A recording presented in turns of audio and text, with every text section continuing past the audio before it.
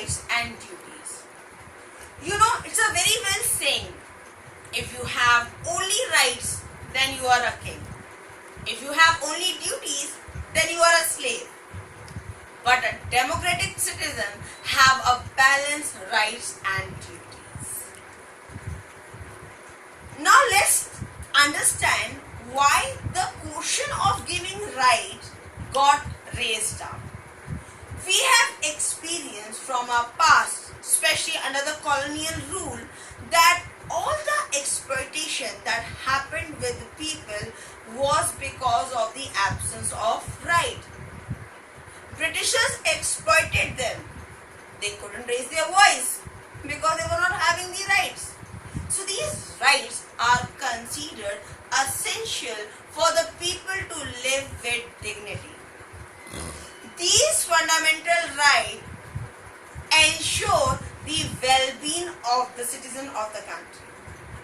That's why our constitution framework gave us these fundamental rights which are legal. Our constitution framework made these fundamental rights a very important part of the constitution. The government cannot take away these fundamental rights easily from us, nor they can change these rights easily. Now let's try to understand in detail about these fundamental rights. Our first right is right to equality. You know, students, in our society, as we have studied earlier in standard 6, the discrimination prevailed in the society. Few people consider themselves as superior and others as inferior. That was the part of the society when monarchy or colonialism used to prevail. But under democracy, no such discrimination can exist in the society. And that's what exactly the right to equality ensures.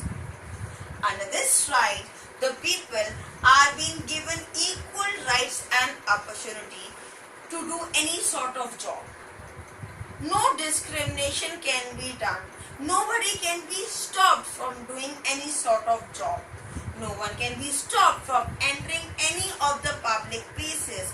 No one can be stopped to practice anything that he wishes to. No discrimination can be done on the basis of any region, religion, caste, gender, rich, poor.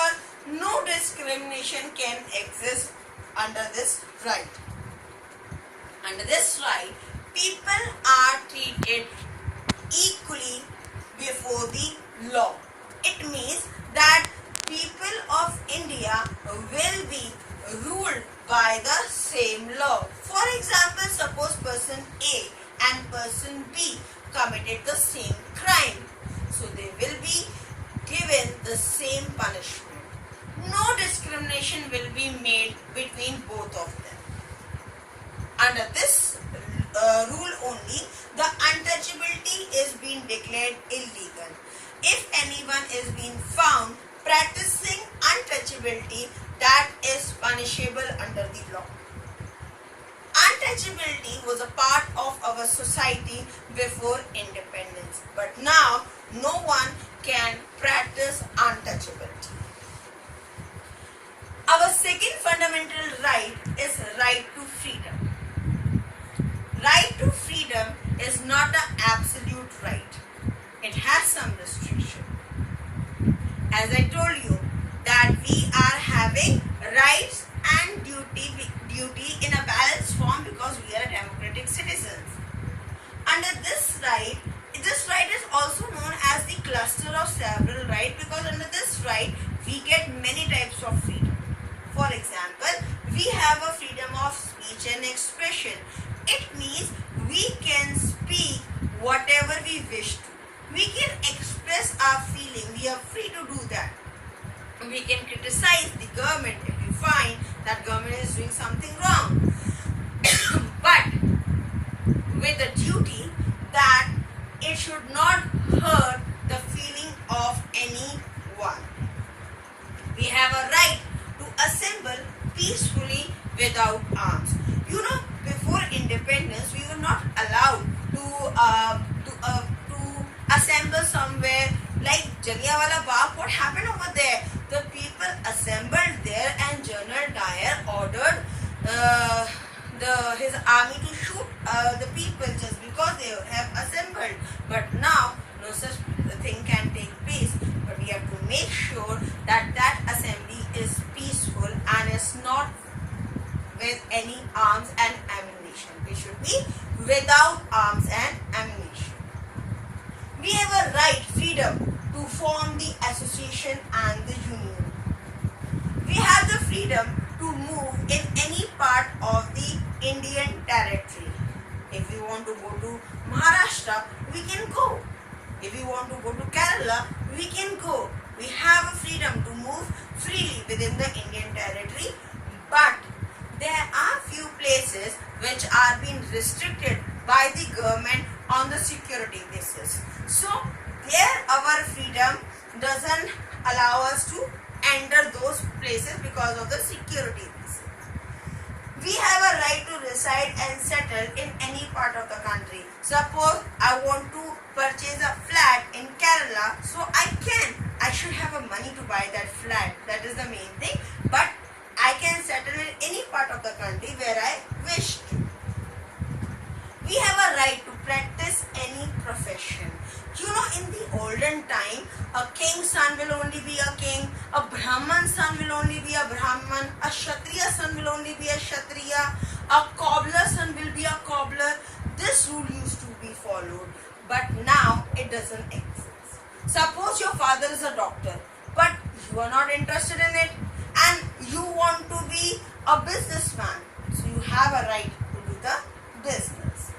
So this right is the right to freedom, which ensure us these several rights also. Our third right is right against exploitation. Now this right is being given to ensure that no one in our country is being exploited. In the olden time, the poor people, they were being exploited by the rich landlords and all. Under this right, because of the poverty, the people are being made to, not only the elders, even the children, they are being made to work for a longer hour with low wages and in the unhealthy working condition, and they are forced to do the work because they have no other option. But now, under this fundamental right against exploitation, the rich people cannot exploit the poor people on the basis of their poverty. Under this right, fear of the exploitation is being declared illegal, like bonded labor system. Bonded labor system used to be practiced before independence, in that a poor person was made to work without wages just to repay the loans. But now this thing cannot be practiced. Under this right against exploitation, the children below the age of 14 years are if anyone make them work in the dangerous jobs or in the coal mines and all, he is also punishable under the law. This right guarantee us to ensure that no one in the country is being exploited.